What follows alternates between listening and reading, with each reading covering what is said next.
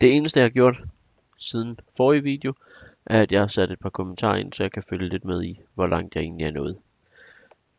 Den næste opgave, den går ud på at generere to vektorer, u1 og u2, som skal indeholde funktionsværdierne af u af t, med henholdsvis 2 Hz og 50 Hz. Og det vil jo sige, at vi nu skal anvende henholdsvis vores T1, som jo er med 2 Hz, til at generere U1 med, og vi skal benytte vores T2, som er 50 Hz, til at generere vores U2 med. Det vil sige, det som den her øvelse egentlig går ud på, er, at vi skal have U1 til at have samme længde som T1, og U2 til at have samme længde som T2. Og der er sådan set to forskellige måder at gøre det her på, og derfor vil jeg prøve at vise dem begge to. Den første måde, det er, at vi angriber det her som en opgave i lineær algebra. Det vil sige, at vi skal forestille os, at vi nu tager hele vores vektor T1 og opererer på alle elementerne på samme tid. Det kan vi gøre ved, at vi bruger vores elementvis operator, og så egentlig bare sætter den ind, sætter polynomiet ind, sådan som det er, men altså hele tiden husker at have vores elementvis operator med. Ligesom enhver god tv-kok, så har jeg selvfølgelig snydt lidt.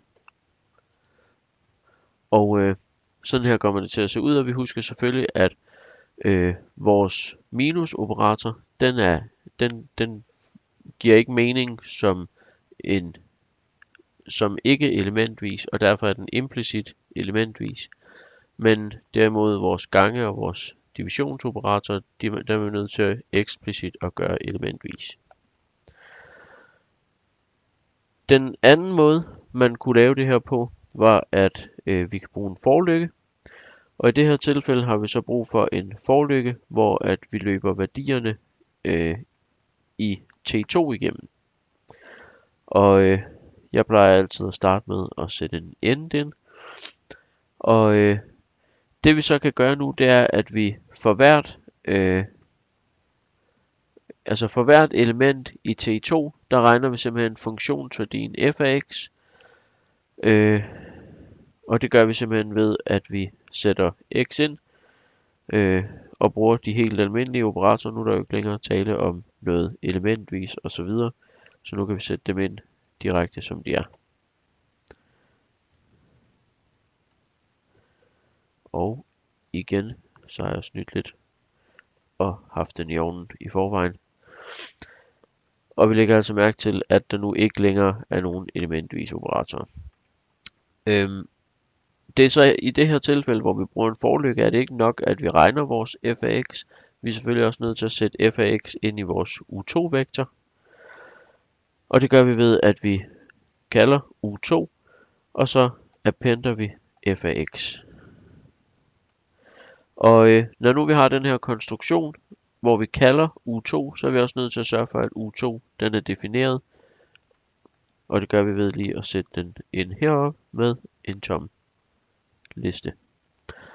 Og nu vil det selvfølgelig give god mening at prøve at køre det her.